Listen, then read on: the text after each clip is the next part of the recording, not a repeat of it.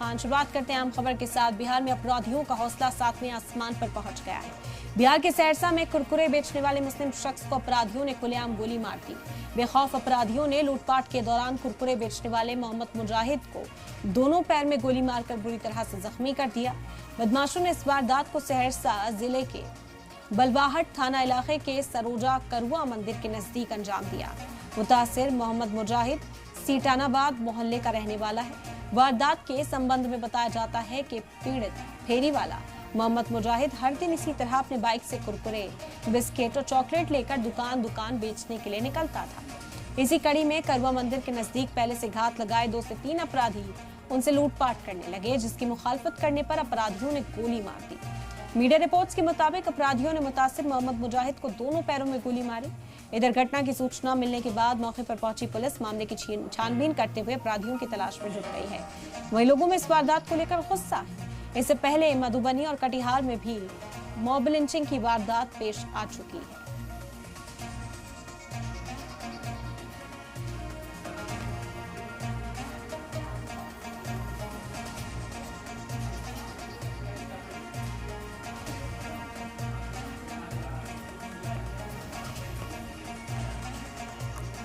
बिहार में अपराधियों का हौसला 7वें आसमान पर पहुंच गया है। बिहार के सहरसा में कुरकुरे बेचने वाले मुस्लिम शख्स को अपराधियों ने खुलेआम गोली मारी है।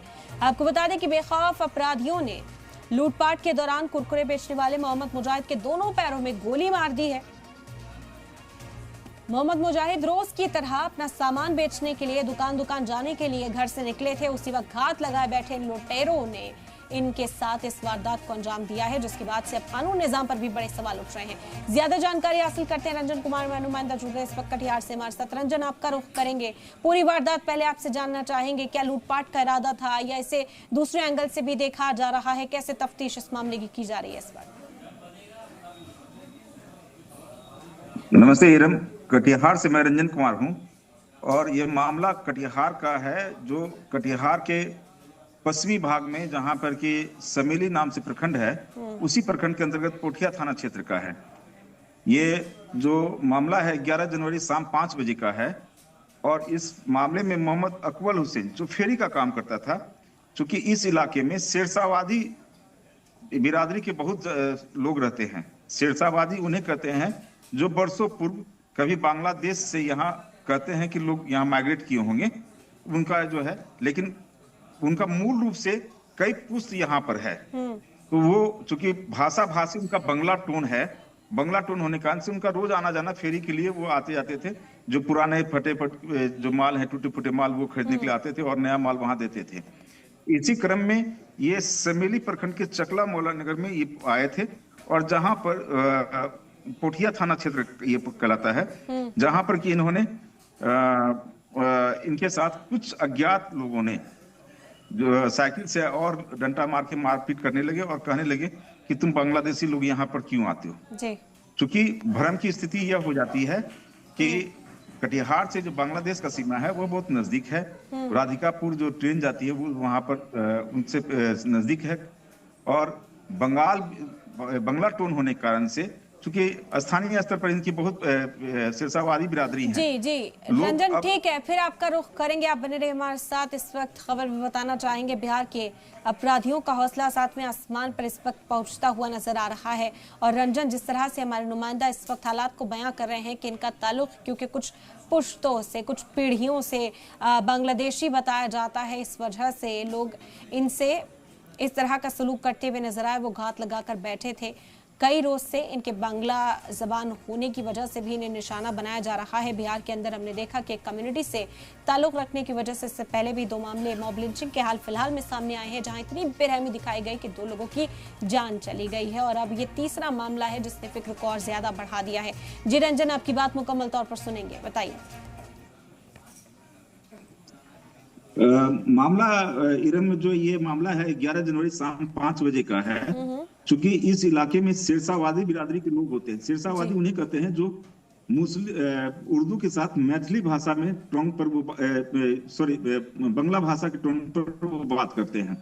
यहाँ 2 बिरादरी के लोग रहते हैं, एक शेरशाहवादी बिरादरी के लोग रहते हैं और दूसरी बिरादरी जो है सुरजापुरी बिरादरी के। सुरजापुरी बिरादरी में सभी भाषाओं का मिक्स है। जबकि शेरशाहबादी के भाषा में उसमें बांग्ला और उर्दू भाषा का मिक्स होता है।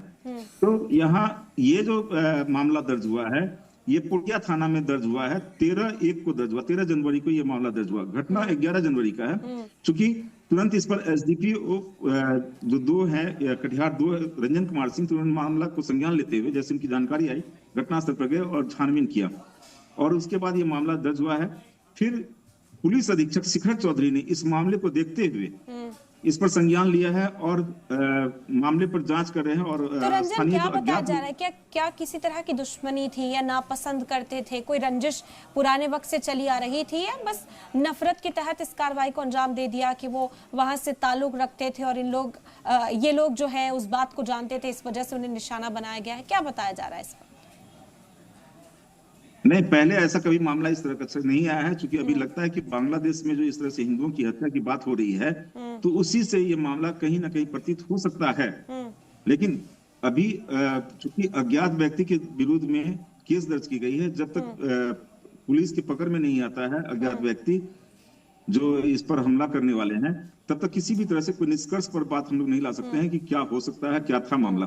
जो विक्टिम है वो किस हालत में है रंजन? क्या वो बात करने की हालत में है? क्या वो हुलिया बता पा रहे हैं उनकी इस वक्त? क्योंकि कहा गया कि उन्हें अस्पताल पहुंचाया गया इलाज के लिए फौरी तौर पर, तो पुलिस ने बयान दर्ज किया हो, क्या अपडेट है उस हवाले से? एक्चुअली विक्टिम को तो उसी दिन 11 तारीख को ही यहाँ लाया गया था, कोरहा पीएससी पर लाया गया था, और वहां पर विक्टिम ने इससे बातचीत पुलिस की, और जो वहां पर स्थानीय पीएससी में डॉक्टर थे उनका इलाज किया। हल्की फुल्की चोटें थी, और पुलिस ने भी बताया कि हल्की फुल्की चोटें थी, लेकिन उसने बताया कि मेरा 12,000 रुपये था समथिंग, वो क्या उस मुझसे छीन लिया।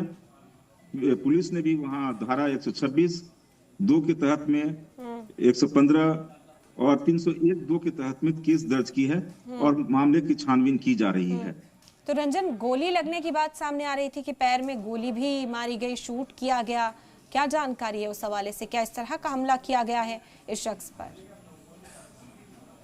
कटिहार में गोली लगने की बात नहीं आई है, सहरसा में गोली लगने की बात आई है फेरी वालों के साथ जी। कटिहार में गोली लगने की बात, कटिहार में डंडे से पीटने की बात आई थी। ठीक है, बिल्कुल। अब पुलिस का क्या कहना है, कैसे तलाश की जा रही है इन लोगों की?